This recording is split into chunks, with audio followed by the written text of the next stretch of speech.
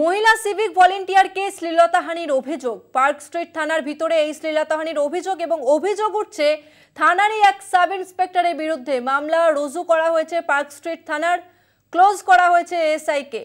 আরও একবার জানিয়ে রাখবো, এক মহিলা সিভিক ভলেন্টিয়ারকে শ্লীলতাহানির অভিযোগ, তাও আবার খোদ পুলিশ অফিসারের বিরুদ্ধে, এবং থানার মধ্যেই এই শ্লীলতাহানির অভিযোগ উঠছে। পার্ক স্ট্রিট থানার ভিতরে শ্লীলতাহানির অভিযোগ থানারই এক সাব ইন্সপেক্টরের বিরুদ্ধে।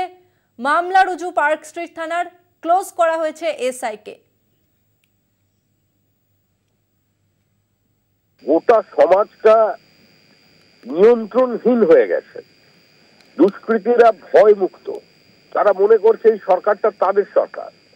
তো যে পুলিশ কোন ধর্ষণ কাণ্ডে গ্রেপ্তারি করার পরিবর্তে মানে প্রমাণ লোপ করার কাজ করে, যারা এমন ভাবে তদন্ত করে যে মূল অভিযুক্ত বা অন্যান্য সাক্ষীরা হস্টাইল হয়ে যায় এবং সেখানে অপরাধীরা নির্দোষ প্রমাণিত হয়ে কোর্টে ছাড়া পেয়ে যায়, তাহলে সেই পুলিশ এ ধরনের ঘটনা ঘটবে? এটা তো সমাজে সর্বস্ব হয়ে যাবে। কোনো পুলিশ তো কোনো বিচ্ছিন্ন এন্টিটি নয়। ফলে তারা যেরকম সরকার চলেছে, যেরকম সমাজ বিরোধীরা চলেছে, প্রত্যেক কেসেই কোনো হচ্ছে না। আপনি যে কোনো লোয়ার কোর্টে যান, দেখবেন ধর্ষণের মামলা কমে গেছে।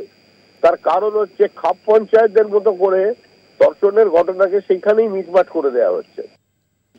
রক্ষকই যেখানে ভক্ষকের ভূমিকা পালন করছে, সে রাজ্যের আইন শৃঙ্খলার পরিস্থিতি যে শিখে উঠবে এটা খুব বোঝাই যায়।